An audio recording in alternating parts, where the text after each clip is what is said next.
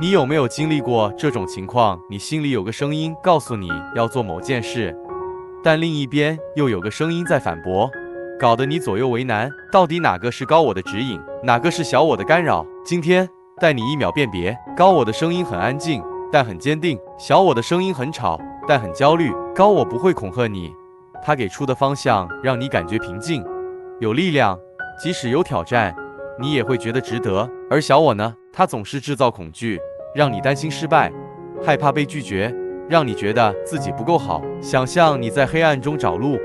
高我的声音像是远方稳定的灯塔，引导你前进，而小我像是疯狂乱闪的霓虹灯，吵得你头晕目眩，甚至不敢动。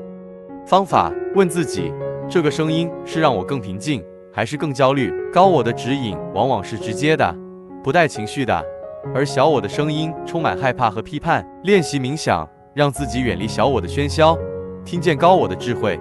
你最近有遇到这种内心2个声音在打架的情况吗？留言聊聊你的经历，关注我，带你学会真正听见高我。